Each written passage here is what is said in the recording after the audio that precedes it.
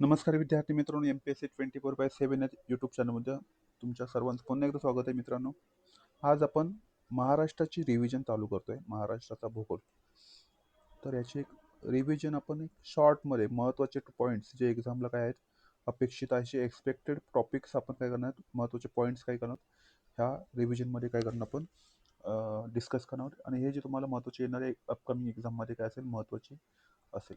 So एक revision करूया आपण शॉर्ट, नंतर मी वन बाय वन काय करणार लेक्चर टाकणारच आहे. सो आपण सुरुवात करूया आजच्या लेक्चरला. ओके, सो काय महत्त्वाची आहे बघा आजची इंडेक्स काय असणार आहे आपली. तर पहिलं महाराष्ट्राचं भौगोलिक स्थान आणि विस्तार कसा आहे, भारतामध्ये स्थान काय आहे, अक्षांश रेखांश किती आहे, सीमारेषा कोणकोणत्या राज्यांना लागून आहे, किती समुद्र लागून आहे, महाराष्ट्राचं प्रशासन, नागरी प्रशासन, प्रशासकीय विभाग किती आहेत, ओके, महाराष्ट्रात आणि प्रादेशिक विभाग किती आहेत, हे सर्व आपण याच्यामध्ये पाहणार आहोत. अजून महाराष्ट्राचा प्राकृतिक विभाग 3 पडतात, त्यातले महत्त्वाचे डोंगररांग, किल्ले, नकाशा, खडक प्रणाली यांचा अभ्यास आपण करू. तसेच महाराष्ट्रातील नदी प्रणाली, महत्त्वाची नदी प्रणाली गोदावरी, भीमा, कृष्णा, तापी आणि कोकणातल्या नद्या, ह्या सर्व यांचा आपण अभ्यास आपण डिटेलमध्ये आज करू.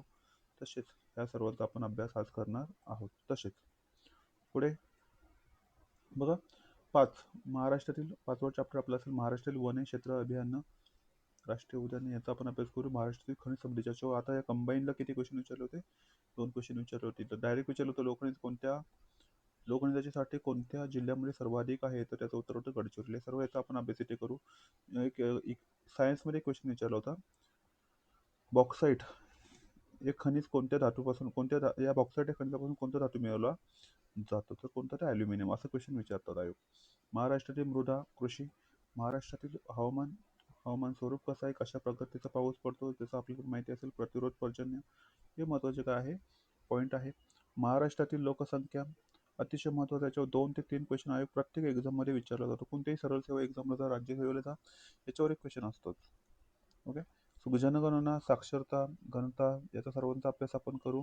लिंग गुणोत्तर, बाल लिंग गुणोत्तर, आदिवासी जमाती कोणतं राहतं, स्थलांतर काय असं होतं, ग्रामीण टू ग्रामीण आपल्याकडे स्थलांतर कसं आहे, सर्वाधिक काय एक्झामला विचारू शकतो. विवाह त्याचं काय आहे महत्त्वाचं कारण आहे.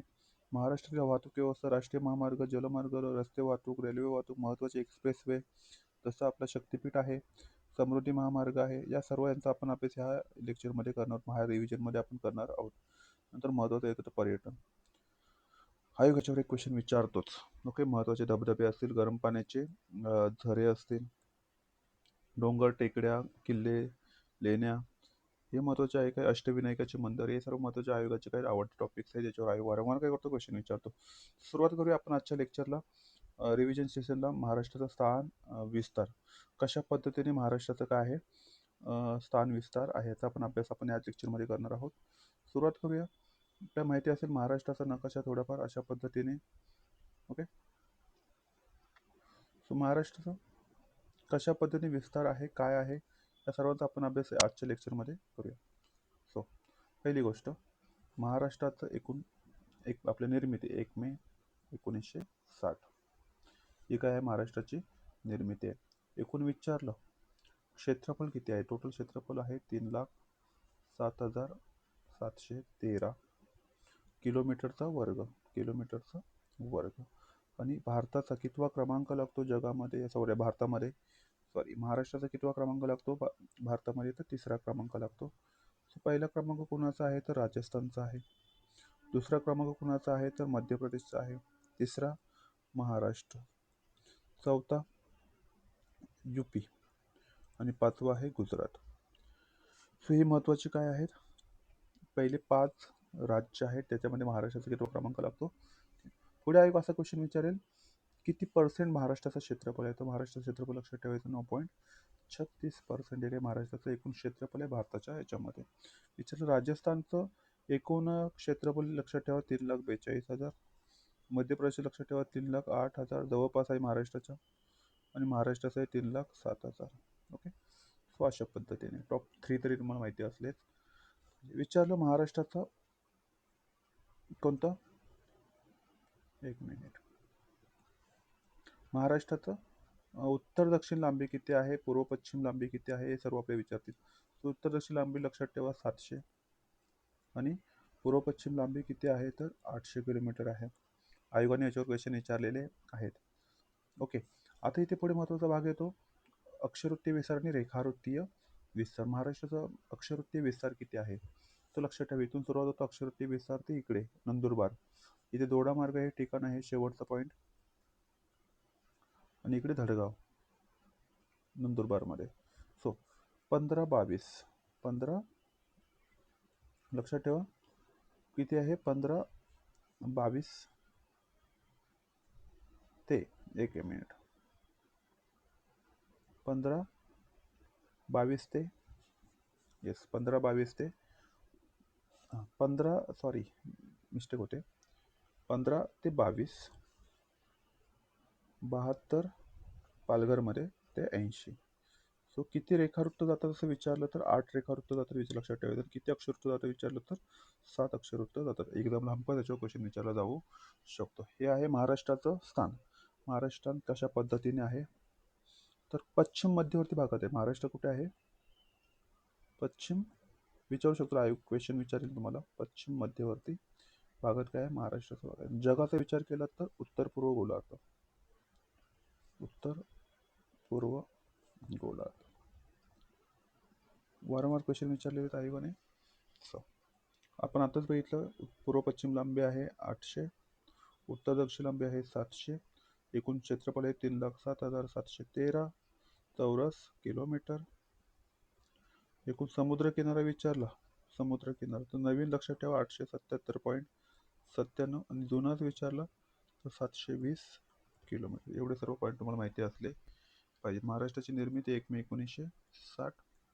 सुरुवातीला 26 जिल्हे होते, आता किती जिल्हे आहेत? 36 जिल्हे. ते आपण नंतर पुढे बघूया कोणत्या जिल्ह्यांची निर्मिती झाली आहे. खूप सारे मी तुम्हाला ट्रिक्स सांगणार आहे, लक्षात घ्या. सर्व गोष्टी मला कशाद्वारे लक्षात राहतील? ट्रिकद्वारे लक्षात राहणार आहे. सो 229 काय होते? तालुके होते, जे सध्या आता किती आहेत? 355 आहेत. या सर्व गोष्टी आहेत. पुढे आपण बघूया.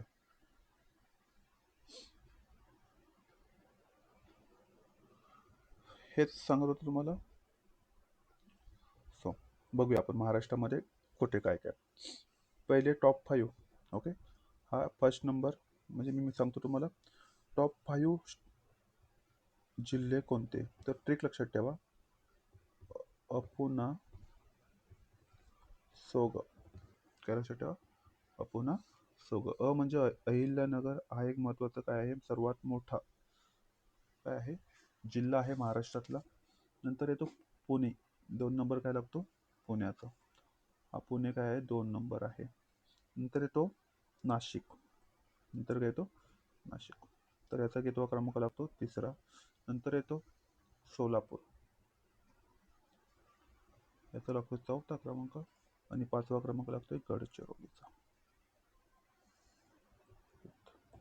हे महत्वाचे काय आहेत आपले पहिले 5 जिल्हे. शेवटचे 5 जिल्हे ट्रिक लक्षात ठेवा, कसे ठेवा?